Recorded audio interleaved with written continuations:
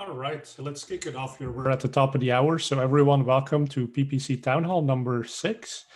So we started doing this a couple of weeks ago when COVID broke out or officially got detected. And we all had to start figuring out how to run PPC and digital marketing in a completely different world. We've been doing this every week since then, and we brought on new panelists every time to have different perspective and sort of help us all get through this together. So I want to welcome new panelists and one returning panelist today. So we have Christi Olson from Microsoft. We have Jim Banks, PPC veteran for 20 years, and I know him from the days of cheap flights and the days of hanging out at PubCon. And then we have Aaron Levy, who now works for Tinuiti, which is just the new name of CPC strategy. Well, exactly. It's the new name of a lot of things that all combine to form something great. Exactly. So I know him from the days before that, but I don't want to say the wrong name because I'm sure I would, but it's too risky now. I worked for the artist formerly known as Elite SEM, now Tinuiti. Exactly. That's the best description, Aaron. And Christi, who else are you bringing to the panel today? Yes, so I have Adeline who is joining us. Hopefully she will not be talking too much today, but she is participating in her first town hall. Very nice. Welcome, Adeline. So this is a new format as well. So we're running it on Zoom. I thought it was actually going to be interesting. So the past couple of ones we've done on GoToWebinar, everybody now has to do virtual stuff, right? So even for attendees to see what's the difference in experience between the different platforms and the interactivity could be interesting for your own business. But we decided to try Zoom because we wanted to make things a bit more interactive. So one thing you'll notice is that there's a chat. So that chat is open between all participants, so you can all chat with each other and make snide remarks about what the panelists are saying. If your remark is too snide, we'll unmute your audio, and you might have to actually say it to us in person. But I thought that would make it a bit more interesting. And then the other thing we can do now is we have a Q&A panel, and within the questions, everyone can see the questions being asked. If you're not comfortable with that, you can ask a question anonymously, but you can also upvote the things that you think are most interesting. At the same time, we're also live streaming this on YouTube, and the questions coming in on YouTube we'll try to transfer over to here to make sure we can answer those as well. So with that, let's get started. I'll also go into screen sharing a bit. But the first thing I thought we should talk about was, with Aaron being on the call, is the Tinuiti dashboard. And by the way, Aaron, is there anything else you probably want to introduce yourself a bit better than what I just did? I don't know where Aaron works or what he does or who he is. That's a perfect intro. No, so I'm based in Philadelphia here, and I'm a group director at an agency called Tinuiti that some of you may have heard, as Fred and Christi and Jim alluded to, we're a combination of a number of channel-specific agencies that have combined to form a large performance-based agency where we basically try to do everything across the triopoly and then some other stuff too. So in turn, our analytics and business insights team has been very, very busy the past couple of weeks trying to figure out what's going on. So what to do. Got this dashboard right here, which seems to have just reloaded. So we've looked at this a couple of weeks in a row, right? But I think there's some new visualizations at the top here. Can you tell us something about these? Yeah. So I mean, this is all data from a partner of ours called Pathmatics that some people may have heard, some people haven't. But it's essentially index spend across their whole data set, more or less the world, or essentially whatever you want to look at. I mean, look, for better or worse, most of the trends that we're seeing, and we're going to talk about this with Christi a bit later on what Microsoft is seeing, but most of the trends are frankly what you might expect. And us being in digital, we're, I'll say, lucky in a sense, as much as one can say that in this time, namely because so much of our work is performance-based. So when you take a look at these things, you'll see that for what I'll call normal categories, or rather unaffected categories, things, again, like home improvement, home and garden, it had a little spike when people thought that they were going to get stuck in their houses forever. And then it sort of leveled off to what was normal. So a lot of this information is valuable, but also potentially dangerous. I think a lot of the guidance that we're giving our clients is definitely absorb all the information that you can possibly see, but it's indexed for a reason because everyone's situations are different. Everyone's problems are different. Everyone's cash flow situations are different. Everyone's supply chain is different. So what may be affecting one retailer or one of our clients, everything is going gangbusters for them because everyone loves it. Some others are pivoting over to sweatpants, dress up at home sort of copy. But some others are, some others are having problems filling their shelves, their virtual shelves. So it's all about communication. And what we're advising most of our clients and everyone here to do is look at your own supply chain, your own inventory, and your own customer behavior. And actually that we've leveraged that script a lot from Martin that you're pulling up now. And it's been really valuable just to see the pops and drops and weirdness and strange things going on. Right. So some people might be listening to this on the podcast only. So what I've pulled up on my screen right now is a script on Search Engine Lane by Martin Rutgerding. And so to Aaron's point, what that script is doing is giving you your own before and after performance data for COVID, right? So rather than looking at indexes and averages, this is account by account. And actually the script works on an MCC account, which is really convenient. So we have Esperanza from my team on the panel as well here today. So she'll put this on the chat, I believe. So, so great. Yeah, I mean, the other panelists, when we're looking at this dashboard, right? So it looks like travel and auto are kind of the ones that, even if your situation is different, these basically did fall off a cliff. And I think both of them reflect, Christi, I know that you have a lot of information. I think both of them are affected hugely less by the current climate and more by uncertainty. When the lockdown first started in most places, a lot of people were buying tickets in anticipation of going because they can just get the credits later. But now with financial uncertainty and people being worried about getting refunds and all of that drama that's happening in news and finance, is making people more uncertain. So which is why I think that little blip happened in the middle of March. But Christi, I'm curious what y'all are seeing for auto, because that's a weird one. Yeah. Wait, I'm off. Yep, off mute. Automotive has been an interesting category. Well, we've had actually quite a few really interesting categories across the board because we're seeing, like you said, travel. We're seeing decreases in travel searches right as the shelter in home orders start happening. We started to see a little bit, like Aaron said, the uptick of search behavior happening. And then once everything started really shutting down, we saw that travel had a substantial decrease overall in search volumes. Within essentially the automotive category, we've seen a handful of different things. And Fred pulled up some really great information. We have aka.ms/ now I'm gonna have to look at it. I believe it's COVID-19-insights, and I can check it in a minute to make sure that's the right bit.ly link. It'll come up to this report area, and you can look by vertical, by country, by region, all the different verticals. And he's pulling up one of the ones in automotive. So automotive, what our research team did is look at, based on when shelter in place orders went into effect by region, what happened to the search volume, the traffic, and the overall engagement within those areas. So we saw that in some of the areas that essentially put the bans in place first, they saw essentially,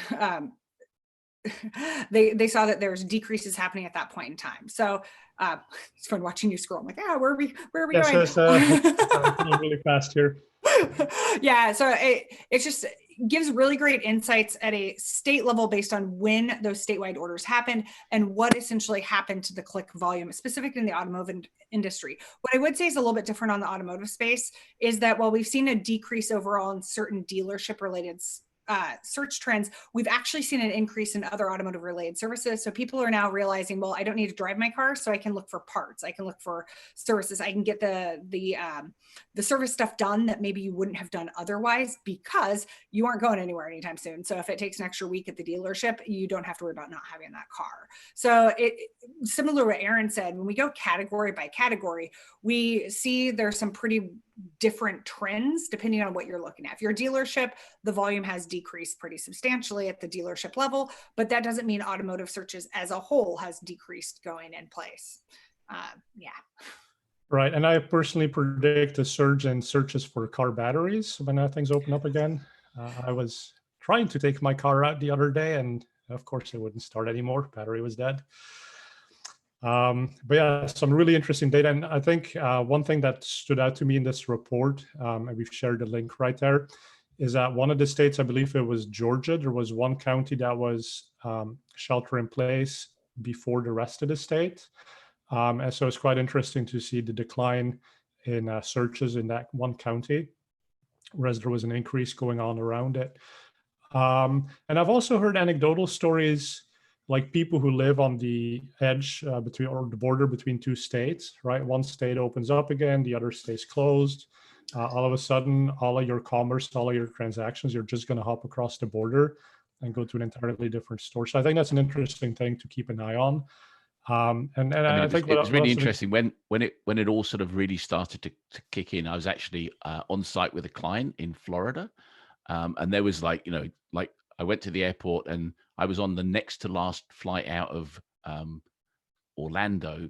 Like Virgin were basically saying we're not flying from here anymore from tomorrow, right? And I'm like, okay, well I better go home, because I was thinking of possibly staying on a little bit longer because the weather in Florida is very nice, and I thought, no, I don't really think a British guy in America I'd be very high on the list if I ended up getting sick. So I ended up like going home. But what I found kind of really interesting was that there was a lot of people.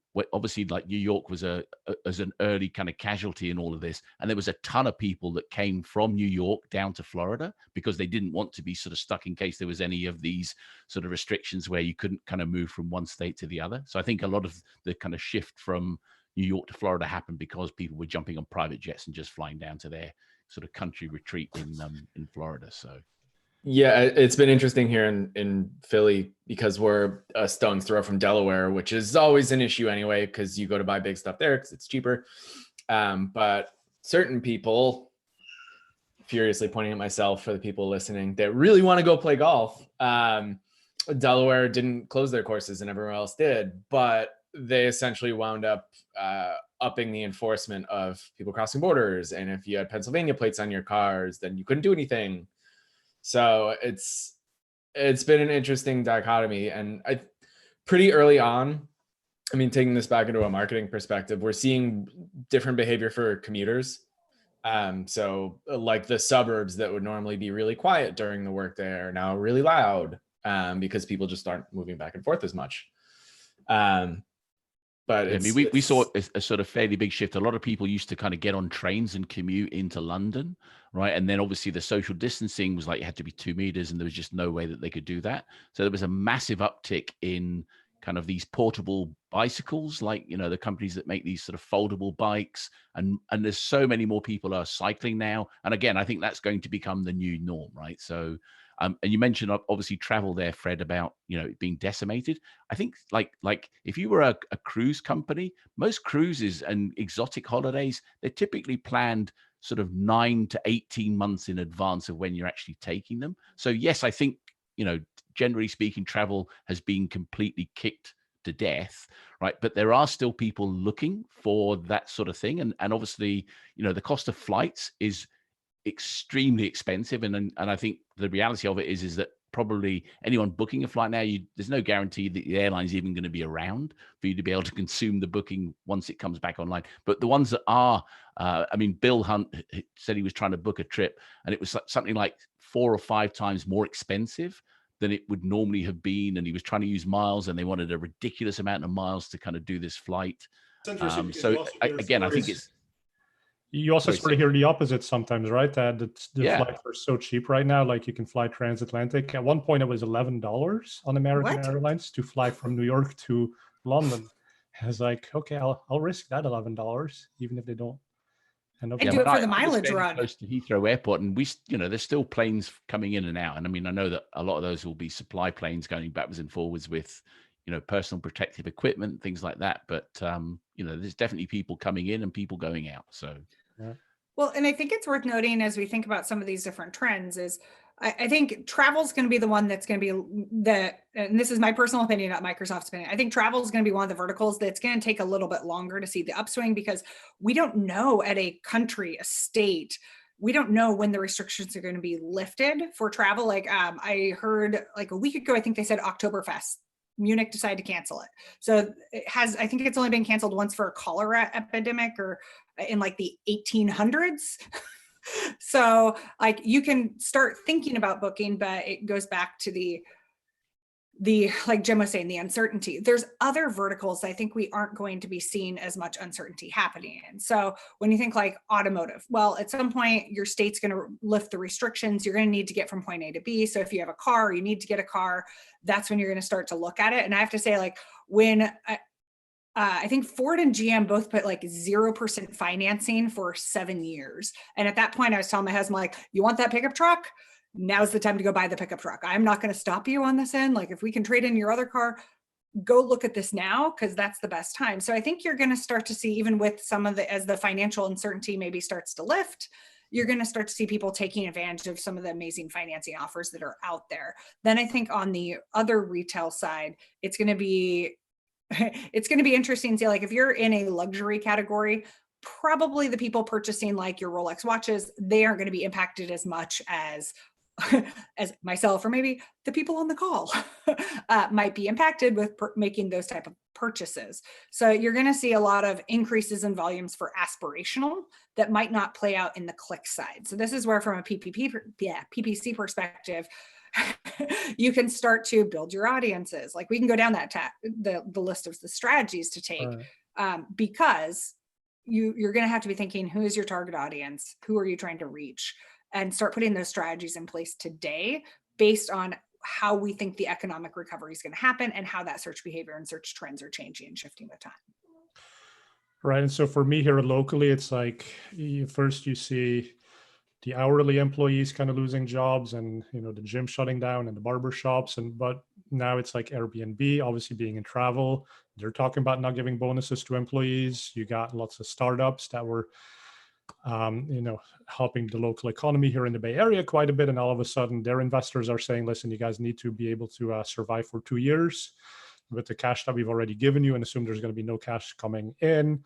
And all of a sudden, like white collar workers are losing their jobs. And it's just like, it goes up and up, right? And eventually it hits everyone. And so even with the Rolexes and the aspirational purchases, I'm still very worried about how that's going to play out as all the second order effects sort of start to hit us down the line. I mean, it's interesting looking behind you, Fred, with all your lanyards, right? I mean, obviously, to me, that's probably the only thing that has been impacted is my ability to travel to conferences and meet up with friends in the industry, right? And again, I think, I've worked from home for a long time, right? So that side of it didn't bother me in the slightest. But, the having to kind of stay at home and not go and see other people in the industry, I think is a kind of like a big deal, right? And a lot of the award ceremonies were kind of canceled. PubCon in Florida was canceled, and I mean, again, there's no guarantee that any of these sorts of events that we would normally sort of go to, sometimes obviously for kind of client generation, but sometimes also just to sort of get a pulse on what's going on face to face.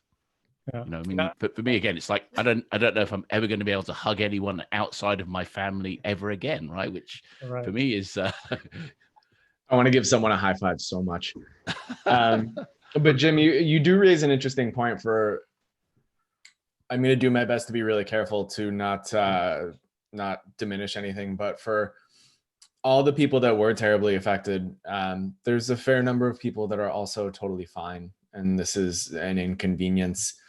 So we're going to see, when we were talking about verticals and how everything affects every client different, the pandemic is affecting everyone differently too. So I'm sure that we'll see opportunistic buyers out there too, the same way that there are self-gifters on Black Friday and Cyber Monday. I suspect we might see some of that as well. So to Christi's point, building an audience or going complete or avoiding going completely off, we're generally seeing that, when we expect the doors to open, that clients who are doing that are doing well. it's a tough decision for a lot of people to make because it's trying to figure out whether you're virtue signaling or whether you're being authentic or whether you're being yourself or being disingenuous. But generally speaking, even though the world's really quiet and everyone's locked in, it's not off. There's still a lot of opportunities out there to still represent the businesses that you represent, or if you are a business, to represent yourself with your voice. It's just with a different tone. Well, I mean, Aaron. we work with a company in the sort of food delivery service, and obviously, you know, for them, business has been great, right? In regard of, you know, we're able to get food out to people where ordinarily they would go to stores and things like that. And for me, it's almost like we sent out an email to all of their kind of customers and database to basically say, look, you don't have to kind of go to the store. We can deliver food to you. And everyone saw it as kind of like exploitative. And it's just like, we're just trying to help people, you know, and there's that really thin line between helping and exploiting. And I think, you know, there's a lot of companies that have kind of crossed the line. And so again, so many people have unsubscribed from lists and go, I didn't even realize I was on your list. And that's the first email you've ever sent me in like 18 months, right? And there's a vintage sports company that like reprints old defunct teams, whatever. That's one of my favorites. It's called Streaker. But they rather than doing their email blast, since we can't watch any sports, they've just started doing recaps of like old stuff that you probably didn't see. So it's a good example of how you can stay on brand, keep marketing, have fun, and not be tone deaf. Let me ask you a question, all of you, right? So, I mean, we're talking a lot about messaging has to evolve, but it's also very regional. It's very local. It depends on what the regulations are. It depends on kind of the opportunistic things that you're seeing. And that's very different for agencies, right? I mean, we tend to set a strategy and sort of like build it and then go for it. And now it's almost like week over week, like, oh shit, like this city, something changed. Like we got to update the messaging there, and that city, now you can actually do takeout or you can drive up. So what's, you know, what have you guys been doing to make that not kill you on the hours? I'll let you take that one, Aaron, since that's not me. Well, I mean, so I wrote a post about automation in times of crisis, which in so many words is making sure that if things go wrong, it's okay. It was on, where did I post that? There we go, search engine land, marketing land technically, but I mean, essentially, so it depends, which is very hairy. So as an agency, our role is to be an amplifier for our client's voice and make sure it is heard the loudest by the rightest people and, you know, the quietest by the people that we don't really want to talk to. So a lot of things that we're doing it depends on the client, obviously, but, you know, if there's something that's a gray area that doesn't have a material effect or things like that, then okay, if it's a gray area, we'll get rid of it. If it's things that do have a material effect, so, you know, do you want to plant the flag we're an apparel vendor, do we want to shift all of our stuff to like be comfy at home, or is that weird? That's something we're generally leaving in the minds of our clients, and we're still doing our best to be the best amplifiers we can. But from an ad copy perspective, since so much stuff is dynamic, and same with a lot of our display ads and Facebook and things like that, you have to make sure that the tone is appropriate. And like all things advertising and all things automation, you have to make sure that when it goes poorly, it's okay. So don't go and tell people to make appointments or an in-home consultation or whatever, unless you're explicitly stating it.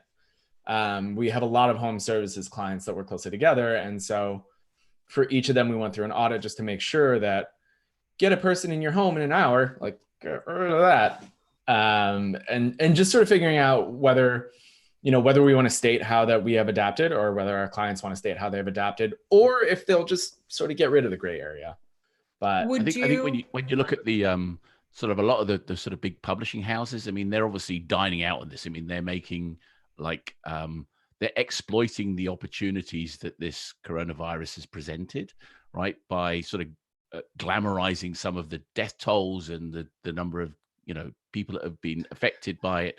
And again, I think, you know, I mean, we do a fair amount in sort of the programmatic advertising space, and a lot of the sort of brand safety guidelines have been implemented. So you can actually say, I don't want to be shown. So if they're talking about this is the number of people that died, the last thing you really want to see is like advertising. And so many of these sort of big publishing houses have kind of ungated some of their content because they got sort of, lambasted for the fact that they had gated information, basically saying, if you want to see this, you got to pay to kind of play, right? And really, it was just like, again, all of the sort of education places are now saying, look, we're giving our courses away for free, right? So Udemy and Coursera and all these sorts of places are giving kind of, education away for people that need to maybe retrain to do something else. But it is kind of, as Aaron said, you need to kind of go through and just look at the context of what you wrote at the time versus what is happening now, and does it still apply, right? And if it doesn't, then obviously you need to sort of pause it, right? I wouldn't say stop it, because obviously the strategy worked probably very well beforehand, right? But just kind of revisit it when you need to, and kind of bring it back when it's appropriate. So I want to pose something to you guys, because this is something we've been talking about internally, RSAs, because it's a good way, if you think of responsive search ads, good way to test the various creative, see how they're working. What are your guys' thoughts on that? And Aaron, are you guys doing responsive search ads for your customers and clients? We are. I mean, we haven't, if we were doing it before COVID, before the pandemic, we're doing it now. And we're probably going to do it after. If it was not performing well back then, it's not performing well now. So things like responsive search ads, the biggest thing that we're trying to do with most of our clients, and frankly with all tests, is just understand that this period is different from where it used to be, which is different for the period in the future. So all the things that were still best practices and were top performers before are still good performers now. You just have to look at them in a way different lens. So one of the challenges that we're seeing, or we're worried about, which frankly has surprisingly moved fast, is a lot of the smart automation and machine learning. It doesn't know that we're in a crisis. It knows that this is really weird and it's trying to figure out what it's supposed to do, but it doesn't know that like the world is changing. Well, and that's where automation, Aaron, that's I'm preparing some of our webinars and stuff for upcoming events. I'm like, okay, I understand our product managers like automation's amazing. Make sure you use smart bid strategies. I'm like, or turn to manual right now. If we think about like strategies, you want to think about like immediately, I would say look at manual versus automation for part-time, because if we think about how the AI learns, it's looking at your data a year ago to today. It's looking at the data a week ago, a month ago. The traffic, the behavior, everything is swapped so much. I mean, one thing we're doing is we're heavily annotating, like in Google Analytics and the notes panel in Google Ads, to basically say this is kind of the environment, because it's always very easy to kind of look in 12 months time and go, how did we do last year at this time? Oh, we're smashing it. We're completely killing it. And it's just like, I don't really think you're comparing like for like, right?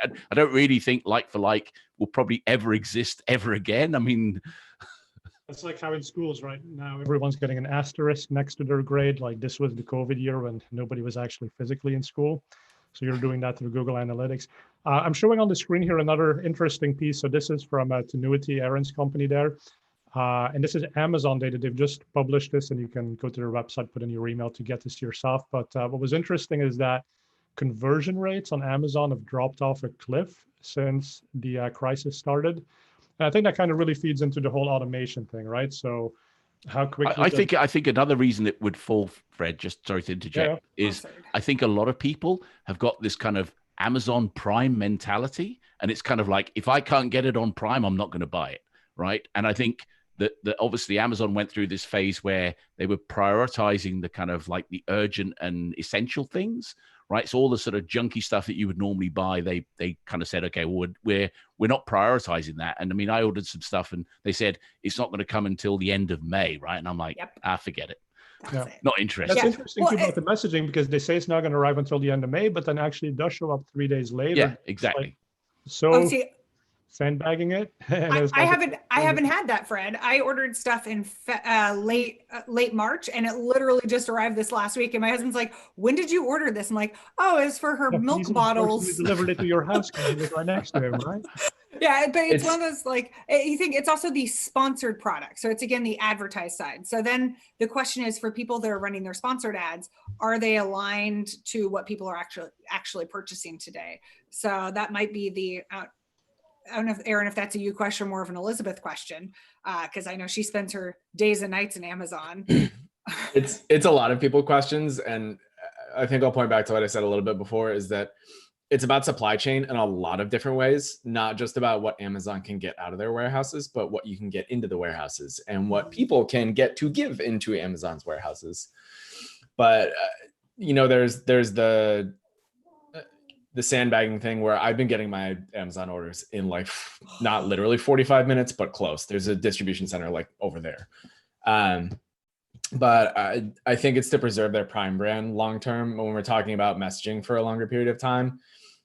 If Amazon didn't reset those expectations and people happen to get an order in a week or 2 weeks, the world would go nuclear. Like there would be well, again, I mean, there's massive kind of outcry. People are saying, hey, I shouldn't be paying for car insurance because I'm not driving. I shouldn't be paying for this because I'm not doing this. I mean, again, I think Netflix had like a ridiculous number of new subscribers. Like as soon as the lockdown happened, it was like massive spike in people wanting to subscribe to the service. And obviously Amazon Prime delivery is just one aspect of Prime. And you've obviously got Amazon Video as well. But I think a lot of people just associate it with the Prime delivery.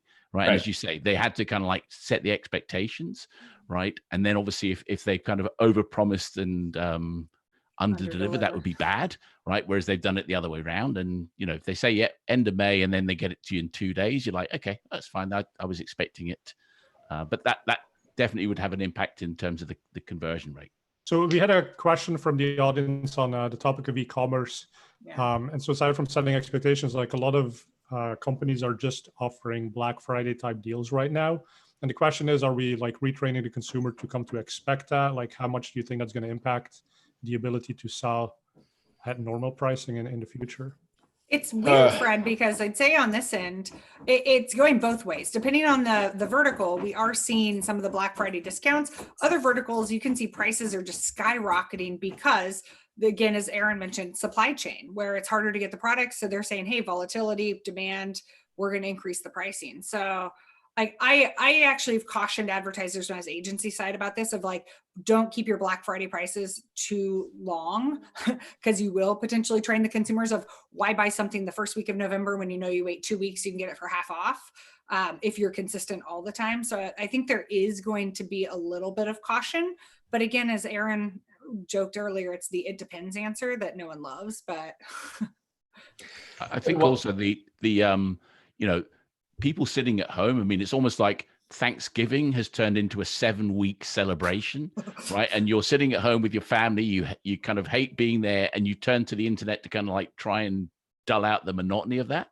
And I think a lot of it is that, again, we work with quite a number of e-commerce clients, and sales are just through the roof, right? And I it's weird. I mean, some of them are kind of fashion things like makeup, and and you think to yourself, why would people be buying makeup if they don't even need to go out of the house, right? But again, it's almost like they buy things that makes them feel good, right?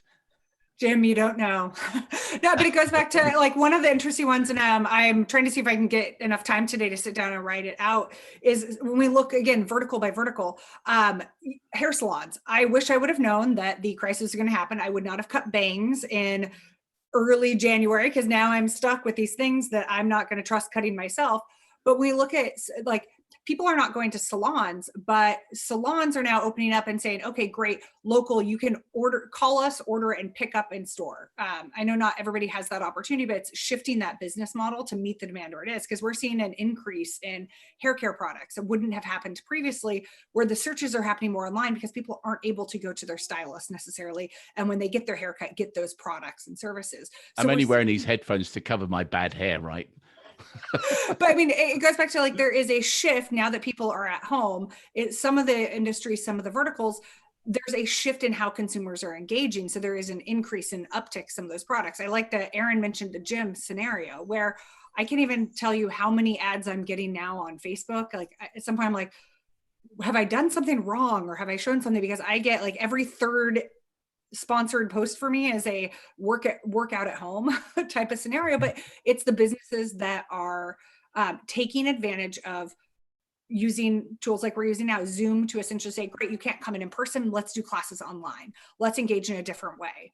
Again, I think companies that were smart shifted money from maybe Google, Facebook into places like YouTube, because again, people are going looking for answers. How do I cut my own hair? How do I kind of, cut my own fringe, right? And if you had advertising kind of like on there, let's say you were a kind of shampoo brand or, hair coloring company, right? I mean, if you had like ads running alongside those sorts of videos, right, you'd be cleaning up now, right? And to an extent, it's this is going to be such a blanket statement, but that's okay. I like blankets. The people that market well are doing well. The people that market poorly are doing poorly.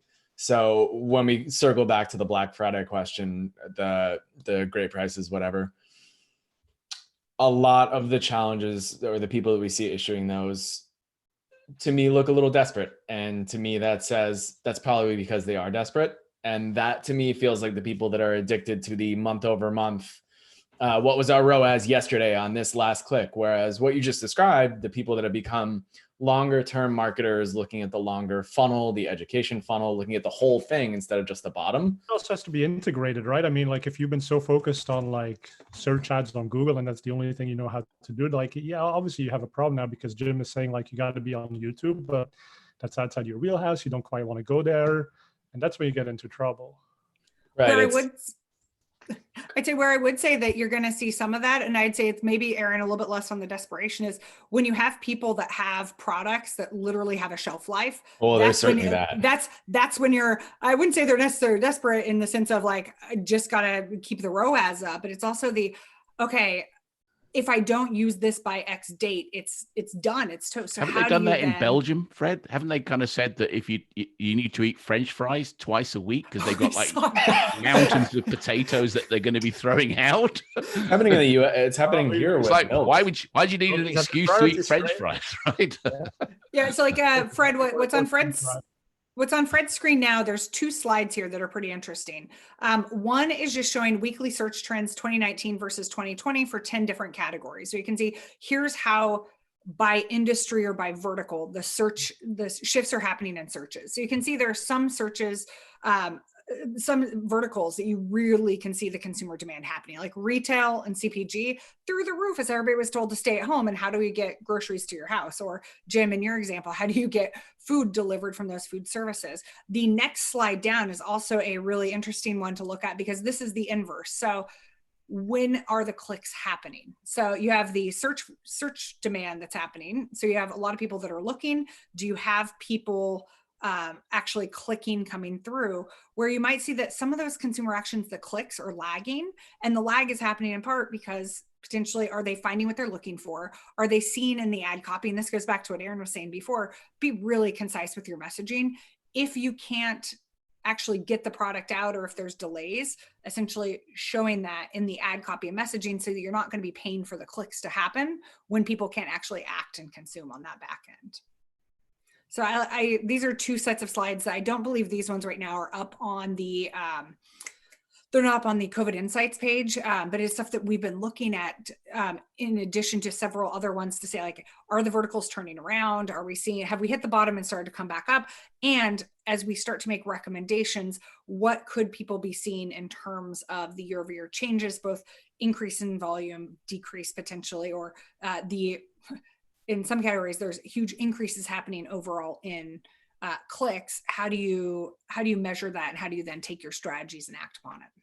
Because I think there's an inherent danger. I mean, the thing with statistics is there's always this inherent danger of, like, again, early on, it was like not deemed to be that important in America. And like everyone's saying, oh, too slow to act and so on and so on. Now it's kind of,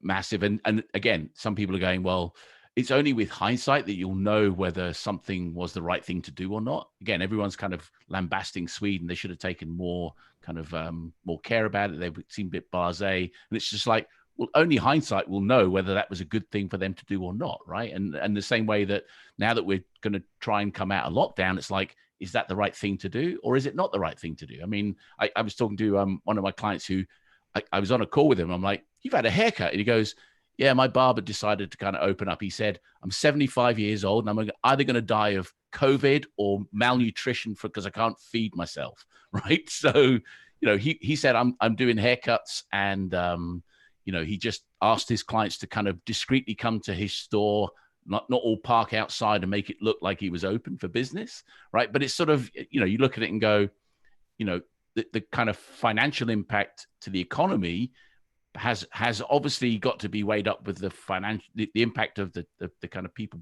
passing away, right? And I don't know what the right sort of answer is. And again, only with hindsight will we know whether something was, you know, smart to do or not smart to do. And I think, you know, when we start looking at when's the right time to start switching ads from one thing to say one thing to another thing, you know, sometimes again, you kind of sit with egg on your face, or you could be a genius, right? And you know, it's just knowing kind of when to do those sorts of things is the hardest thing, really.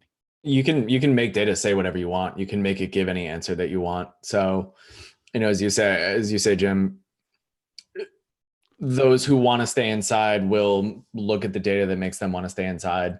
Those that think that this is no big deal will find data to make it that it's no big deal. And the same will go for all of your ad creative. You know, if you really want to have a sale or follow whatever, or if you really want to change your ads, odds are you can find data that says that's the right decision. We've largely operated on the idea of data inspired rather than data driven, because data driven, you can make data drive you wherever you want. But if you look at the data to enforce what you know is right, you'll make a lot smarter decisions. Right. And one of the points you made, Aaron, in your post was now more than ever, you just need to have alerts set up and monitor these things, because, like, you know, you make data-driven decisions, but does it really pan out? And you need to know quickly if it's not panning out. So Jordan, one of the attendees, did ask me to talk about my script, so I'll quickly talk about it. But I've got a new script, which is actually a Geo Anomaly Detector. So many of you have probably used the Anomaly Detector script from Google. So basically says, for a typical Tuesday by 11 o'clock, your performance is off from what we normally expect on a typical Tuesday. But now, because the world has completely changed and everything is like on a very city by city level, we've taken that script and done it at the geo level. So now we'll tell you, maybe in aggregate, your account's looking good, but hey, in New York is looking a little bit unusual for a typical Tuesday. And it'll actually send you an alert that looks like this email.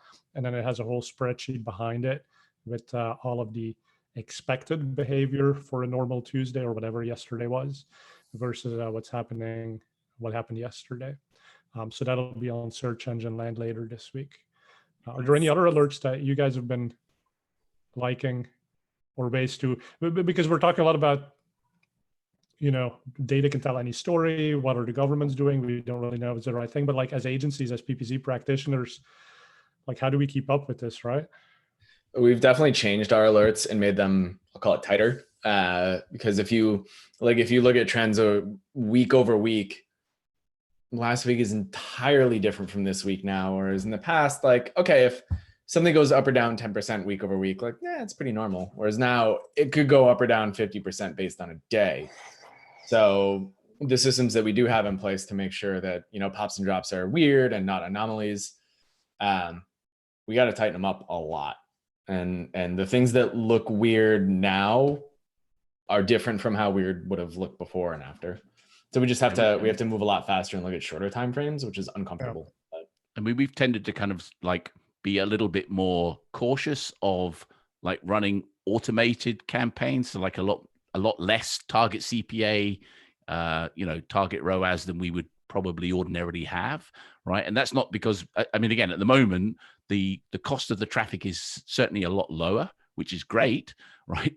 But again, it's like it's still got to be reflected in the overall performance, right? Just having cheap traffic isn't the answer, right? And as you saw on Aaron's slide with Amazon's, you know, click-through rates kind of falling, right? You know, it's for us, it's really got to be, you know, we've got to get the cheaper traffic and it's got to convert as well, right? And I think, you know, it's if it doesn't, then obviously, you know, if we do target CPA, we could end up kind of catching a cold. So I think we've probably been a lot more cautious with that. That's not to say we don't have stuff that's running on that basis and it's working well, right? But we're just interrogating the data a lot more than maybe we would ordinarily do. Sometimes we just sort of sit back and let it go.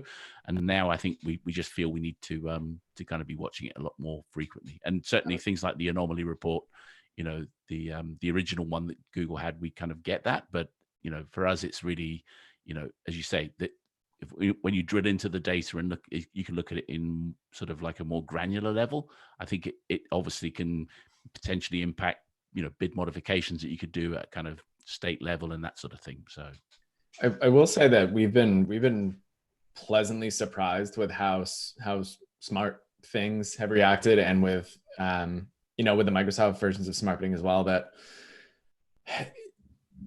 if you had success with using TCPA, TROAS in your most volatile times before, it's keeping up now, which is a pleasant surprise.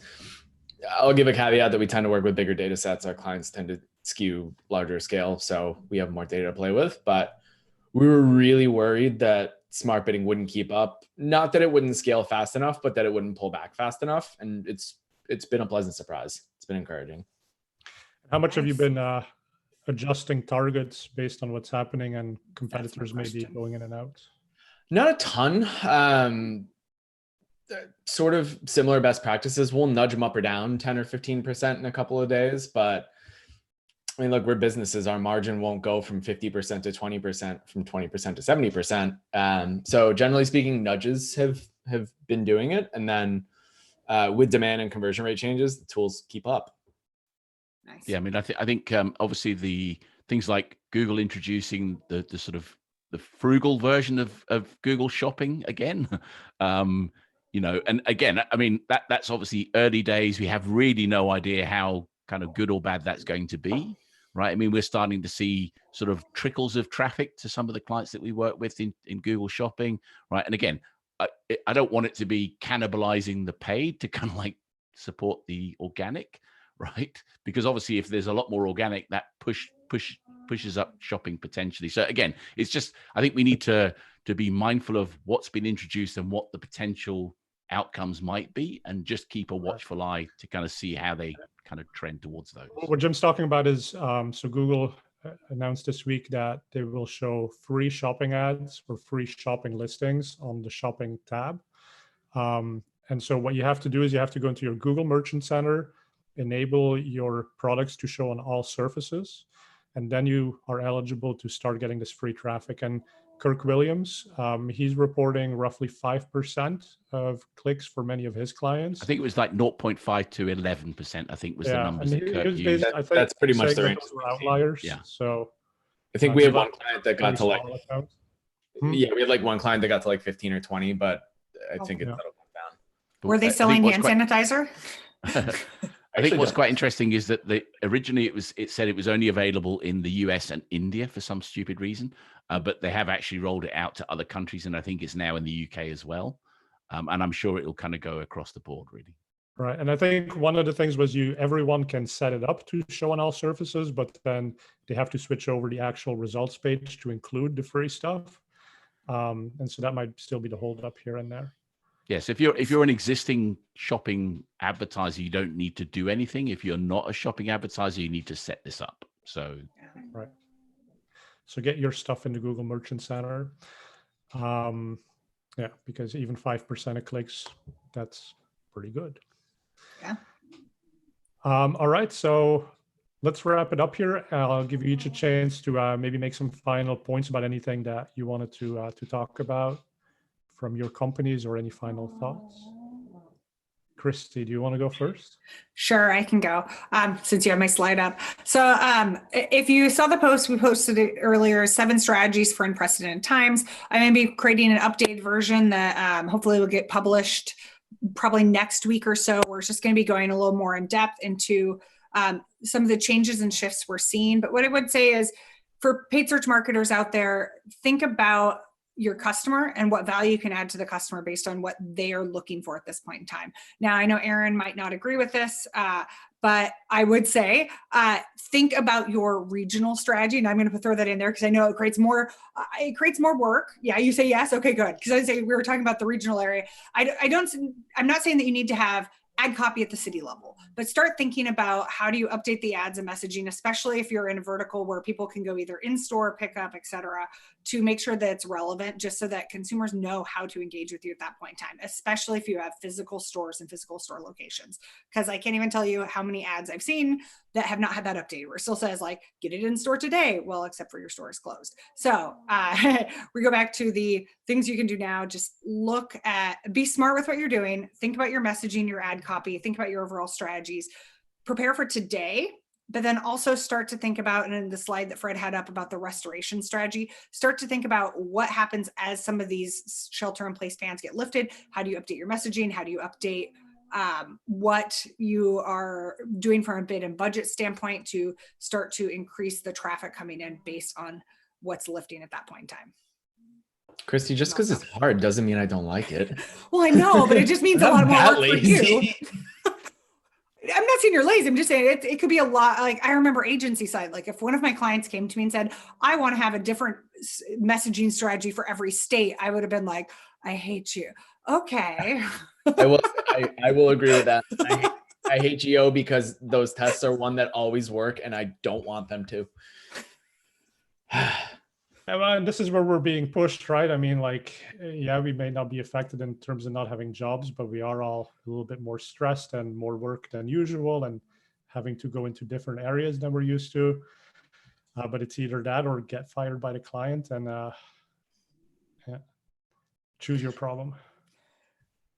Yeah, I mean, I was going to say, like, even though we look like we're coming to the end of this kind of first phase of the pandemic, right? I mean, this is a kind of forever thing. I mean, this is going to dramatically change the world as we know it moving forward, right? In terms of some of the things that we have kind of just taken for granted in the past, will not be able to take for granted in the future. Again, all these places like companies like Google and Facebook have these massive complexes where they have, you know, tens of thousands of people work. I mean, again, I don't know what they're going to do, because the reality of it is that, you know, the kind of working from home, I think, is going to become the new norm, right? Which obviously then means that, you know, companies like Zoom are going to do well. But again, they need to kind of, you know, keep rolling with the punches, because it's going to kind of evolve. And as you sort of said before, I think it's almost like we're going to have to, as agencies, we're going to have to probably work harder to just maintain kind of where we are, right? Which, you know, again, I don't think any of us are kind of afraid of hard work, but I think the reality of it is that, you know, there are going to be some companies that are going to be in need of help, right? Who probably spurned the help when it was offered in the past, right? And now they really need help because they could go under, right? And I think as an industry, we have an opportunity to help, one, educate people that maybe have, you know, kind of got to the point where they've lost their job or something like that, and they can kind of retrain to kind of do some of the stuff involved in our industry, right? And again, I think you know, that's an important part of that process. But two, I just think it's a case of, you know, we need to be flexible, adaptable, and just do good work and hard work for the clients that we work with, right? And know that eventually kind of things will get back to normal, whatever normal is. Yeah, I think if I have one thing to add to that, well, I'll go two routes. Number one, from a work route. Number two, from a personal route. From a work route, I think both of you hit the nail on the head that this is not a time where planning is going to be effective. Like, you can do it, but it's not going to be effective. It's probably going to be wrong, or your assumptions will be wrong. So you have to adapt. You have to be pliable. You have to change. And from a personal perspective, about half of the team that I manage is remote. So I've learned how remote folks work and what sort of behaviors to watch and not. And one of the things that I see the most with new remote employees is that they work more, not less. There's that like gray area between work-life balance is a pretend word, but work-life harmony, figuring out how they fit together, is more important. So something that we're observing, frankly, just from looking on LinkedIn, which I'm doing too much now, people are struggling a lot with trying to figure out what that balance is. So what I will say to everyone as a human is, don't try to replicate what you had before, because it won't work. Just as we're telling companies to adapt their marketing, adapt yourself. Make sure that you take screen breaks, because right now you're stuck on like 18 hours of screen time a day because everyone just watches YouTube instead. So we actually instituted mandatory days off here because, shocker, nobody was taking vacation days. Still do it. Work on your brain. Take some free time. Spring cleaning. Do some spring cleaning. Whatever. But make sure that you're being responsible with yourself and not just with your work. I take myself out every day now. I mean, I used to sit on my butt for, like, you know, as you say, 15, 16 hours, and I've always worked from home, right? So for me, it's been Like this is the same norm as always, other than all the people in the house that I live with, they're still here, right? I mean, normally they would go out and I'd be in the house on my own, right? But it's sort of, now they're not. But for me, it's like, I've been told I can go out and exercise once a day for an hour. And I've been taking advantage of that. I've gone out, I've exercised, I walked for about 4.5 miles, right? To kind of just get fresh air, kind of get some kind of downtime from work, right? And it's been immensely valuable for me to do that, right? And I think regardless of whether I can go out as long as I want, I think that's just become like the norm. That's become the habit for me now. So the next time we see Jim in person at a conference, we won't recognize him. He'll be in such good shape. I don't know about that. And those of us who are parents are stuck going like, When this all, I have a number of young parents on my team, and Christi, you've always been a proponent of this, of like, I'm a parent and that means that I come with a kid sometime. But a lot of people are like, oh, how do we make sure that we preserve normal? You don't. I've not had a one-on-one in a month and a half. I've had a lot of 2-on-1s and 3-on-1s with a lot of children. It's okay. Well, and I think it's grace. What I tell people is expect grace. So like with her, we don't have childcare, so she is with me all the time. And like now she's done a perfect job sleeping. Had she not, I'd probably ran upstairs, put her off to the side for a little bit. Maybe people would disagree with that, but it's everybody is going through something right now, and just extending grace professionally to everyone of like, hey, it's difficult for everyone, regardless of single, married, kids, no kids, pets, no pets, city, rural. It's not easy across the board. It's not easy from a work perspective. It's not easy from a personal perspective. So just be kind to one another when you're out there. And obviously, when you go out to go shopping for food, you have to stand in line, and like it takes a lot longer to go through the store now. And it's inconvenient, but it's like, the alternative is you could end up getting infected and take it home to your house, or, infecting other people. I mean, it's just, there's so many kind of things that could go wrong. And I think it's just, you got to be a lot more tolerant than you need to be, really. I think that's a perfect way to wrap it up. Be kind, be tolerant. We're all in this together. We're all dealing with something. Christi, Jim, Aaron, thank you for joining us. Thank you everyone for listening. And we'll do this again next week. Everyone stay safe and stay sane. Bye.